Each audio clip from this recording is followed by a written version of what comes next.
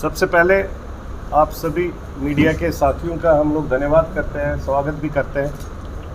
आज पार्टी में हमारे साथ में विमल मनचंदा जी है जो पार्टी के सेक्रेटरी जनरल है, संजय जी है, रैना जी जो पार्टी के पार्लियामेंट्री बोर्ड के चेयरमैन हैं, इनके साथ में फिरदौस साहब है जो आज पार्टी में न्यू ज्वाइनिंग है। इनको हमने SC ST का स्टेट हेड बना दिया है। यहाँ नज़ीर साहब है, बहुत सीनियर मोस्ट पॉलिटिकल एक्टिविस्ट है। कश्मीर में, जम्मू में इनकी बहुत अच्छी पकड़ है, पिछले 40 साल से ग्राउंड ज़ीरो पर काम कर रहे हैं। तो ये पार्टी में हमारे साथ में एज नेशनल सेक्रेटरी ज्वाइन किए हैं। इनके साथ में नज़ीर अहमद साहब है, नज़ीर अहमद लोन साहब है, नज़ीर अहमद रैना साहब है। तो नज़ीर अहमद रैना जी को पार्टी ने एज स्टेट जनरल सेक्रेटरी बनाया है। साथ में आशिक साहब है हमारे, बहुत सक्षम है। जम्मू में आप सब लोग इस चेहरे को जानते होंगे। हमारे सबसे सीनियर लीडर और मेरे भाई है, पिछले 6 साल से पार्टी में, पता नहीं वहाँ दूर दूर क्यों चले गए भाई, आप साथ में आ जाओ। करीम साहब है जो पार्टी के मेरे सीनियर वाइस प्रेसिडेंट है और बहुत सीनियर मोस्ट लीडर है पार्टी के। और साथ में सभी मीडिया के जितने भी साथी, आप सबका स्वागत करते हैं। आज कुछ 2-3 इश्यूज़ की बात है। बहुत अच्छी बात है, पूरे देश में हर घर में तिरंगा की बात है। हम ऑनरेबल प्रधानमंत्री जी को इसमें धन्यवाद भी करते हैं कि बहुत टाइम के बाद ऐसी एक मैसेज आ रही है पूरे देश में कि ये देश हम सब का है और हम सबको हक बनता है देश के फ्लैग के साथ में खड़ा होना, देश के साथ में खड़ा होना। हर एक, चाहे वो हिंदू है, मुस्लिम है, सिख है, ईसाई है, जो भी कास्ट क्रीड कल्चर जो इस देश में रहता है, वो हर एक देशवासी इस झंडे के साथ में खड़ा है। दूसरी बात है कि हम ऑनरेबल PM और होम मिनिस्टर साहब से गुजारिश करना चाहते हैं, जम्मू कश्मीर अब इंटीग्रेट फुली हो गया है 370-35A के बाद। जम्मू कश्मीर में जितने भी पूरे देश में सेंट्रल गवर्नमेंट के एम्प्लॉयज़ जब भी वो ज्वाइन करते हैं, उनको कम से कम 2 साल आप कश्मीर प्रोविंस में दे दीजिए, जिससे पूरी इंटीग्रेशन खुलकर दिखेगी।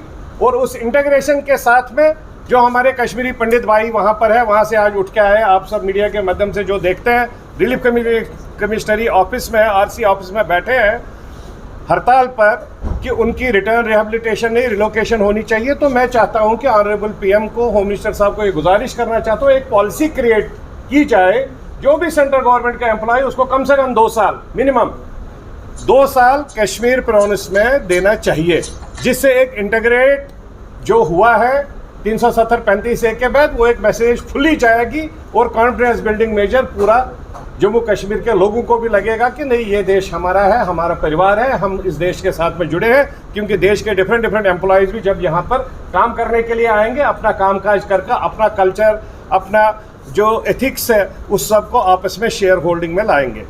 दूसरी बात है, हम चाहते हैं कि एक ट्रांसफ़र पॉलिसी के तहत PM पैकेज के जितने भी एम्प्लॉय भूख हड़ताल पर बैठे, गवर्नमेंट, UT गवर्नमेंट की रेस्पॉन्सिबिलिटी है, because they are the ambassadors of community as well as ambassadors of nation in Kashmir। ये UT गवर्नमेंट की हम सब की responsibility, we are also part of the government, हम सब की रेस्पॉन्सिबिलिटी है। उनके साथ में बैठे, डायलॉग प्रोसेस में सीनियर ऑफिशियल्स बैठे, जो भी जेन्युइन उनके इश्यूज़ है उसको प्रॉपर तरीके से एड्रेस किया जाए। क्योंकि उस एड्रेस के बाद में पता चल जाएगा कि कहाँ पर, क्योंकि वो लोग पिछले 14 साल से आज तक वहाँ से निकल के नहीं आए, जब तक वहाँ पर अनफॉर्चुनेट किलिंग हो गई।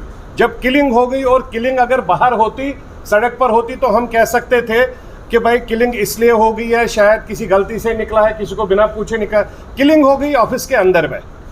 मेजॉरिटी कम्युनिटी पूरी उनके साथ में खड़ी है, मेजॉरिटी कम्युनिटी उनको बहुत प्यार करती है। लेकिन जब किलिंग हो गई है, जब किलिंग होने के बाद में ना इन्होंने मेजॉरिटी कम्युनिटी का सुना, ना इन्होंने अपना सुना, ना अपने परिवार का सुना, ये उठ के डायरेक्ट आ गए जम्मू में, न किसी एडमिनिस्ट्रेशन के किसी ऑफिशियल का सुना। तीसरी बात है, जब तक वो उनका इशू सॉर्ट आउट नहीं होता है, उनके सैलरीज को बंद ना किया जाए, उनके सैलरीज को कंटिन्यूटी में रखा जाए। चौथी बात है, जो एक बहुत इंपॉर्टेंट चीज़ है, यहाँ पर 5 साल पहले फॉरेस्ट ऑफिशियल्स जो बेचारे टेक्निकल लोग हैं, फॉरेस्टरों को अपॉइंट किया गया। अपॉइंट करने के बाद में उनको बोला गया कि आफ्टर 5 साल के बाद जब वैकेंट पोस्ट्स निकलेंगे, आपको अगेंस्ट दैट वैकेंट पोस्ट आपको रिक्रूट किया जाएगा। बट अनफॉर्चुनेटली रिसेंटली क्या निकला है, उनके 5 साल 5 अगस्त को पूरे हो रहे हैं। साइड में से SSC बोर्ड ने एक एडवर्टीजमेंट निकाला 326 एम्प्लॉयज़ के लिए। हम कह रहे हैं जब आपके पास ऑलरेडी टेक्निकल हैंड है, 5 साल से वो बेचारे काम कर रहे हैं, वो ग्राउंड जीरो को भी समझते हैं, फॉरेस्ट के पूरे सिस्टम को भी समझते हैं। एडवर्टीजमेंट निकालने की क्या ज़रूरत है, नए लोगों को फिर से रिक्रूट करना और फिर से उन लोगों, आपने अगर करना है तो इन्हीं को उस तरीके से उस प्रोसेस में लाइए। अगर उसमें आपने बोर्ड के माध्यम से जो भी आपकी सिलेक्शन प्रोसेस है, हम नहीं कहते हैं कि आप उठा के डायरेक्ट कर दीजिए, जो आपकी सिलेक्शन प्रोसेस है, but priority should be given to all those people जो ऑलरेडी 5 साल से आपके साथ काम कर रहे हैं, जो एक्सपीरियंसड है as on date ground zero पर, तो वो आपके लिए बेनिफिशियल भी रहेगा, यूटी गवर्नमेंट के लिए भी बेनिफिशियल रहेगा और उनके लिए भी बेनिफिशियल रहेगा, क्योंकि उनकी एज ऑलरेडी बेचारों की अब इतनी हो गई है कि अब वो कहीं पर जा नहीं सकेंगे, क्योंकि already they are all technical people. उन्होंने फॉरेस्टर की डिग्री कंप्लीट करके वो आपके पास आए हैं, उस टाइम उनको अपॉइंट किया गया है थ्रू कैबिनेट ऑर्डर। तो मैं गवर्नमेंट से गुजारिश कर रहा हूँ, एलजी साहब से, सीएस साहब से गुजारिश करना चाहता हूँ, ये सब वो लड़के हैं जो हमारा यूथ था 5 साल पहले, नौजवान, आज उनके बच्चे भी बड़े हो गए, उनकी फैमिलीज़ है, उनको अपना परिवार देखना है।